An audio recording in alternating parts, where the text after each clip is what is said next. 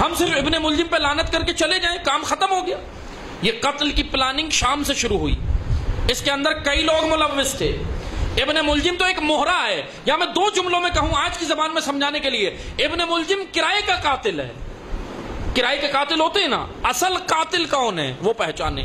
اصل قاتل وہ سوچ ہے، وہ نظریہ ہے، وہ فکر ہے، وہ آئیڈیالوجی ہے جو ہمیں گھر میں بٹھاتی ہے، اور اس فکر کا نام ہے خاموشی، حق کا ساتھ نہ دینا۔ علی نہج البلاغہ میں یہی تو کہہ رہے ہیں، یہی تو کہہ رہے تھے کہ تم کون لوگ ہو، کوفہ والوں کو کہہ رہے تھے تم کون لوگ ہو، تم نے نہ حق کا ساتھ دیا نہ باطل کے لشکر میں نظر آئے۔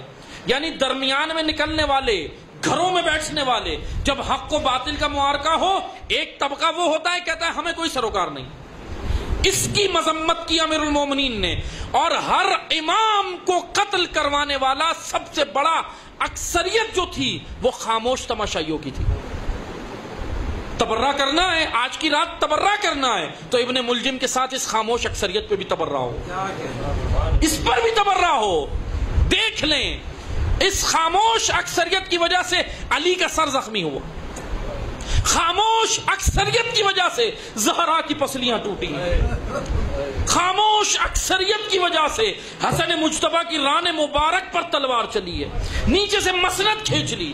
خاموش اکثریت کی وجہ سے زہرا کا بیٹا 3 دن کا بھوکا پیاسا کربلا میں، خاموش اکثریت کی وجہ سے علی کی بیٹیوں کے ہاتھ پر سے پشت باندھے گئے، خاموش اکثریت کی وجہ سے سید سجاد 40 سال روئے، خاموش اکثریت کی وجہ سے امام صادق کہتے ہیں میرے پاس 17 شیعہ نہیں، خاموش اکثریت کی وجہ سے امام کاظم کا لاشا پل دجلہ پہ رکھا، مزدوروں نے آ کر اٹھایا، مزدوروں نے آ کر اٹھایا۔ باب الحوائج سے حاجتیں لیتے تھے، لیکن ناصر کہاں ہیں، مددگار کہاں ہیں، باب الحوائج کی شیعہ کہاں ہیں، پیروکار کہاں ہیں؟ خاموش اکثریت کی وجہ سے، خاموش تماشائیوں کی وجہ سے امام رضا کو مامون نے مدینہ سے گرفتار کروا کے خراسان لے آیا۔ مدینہ خاموش ہے، بالکل خاموش ہے۔ مدینہ نکل کے یہ بھی نہیں پوچھتا اہل بیت کے گھر میں ہوا کیا ہے۔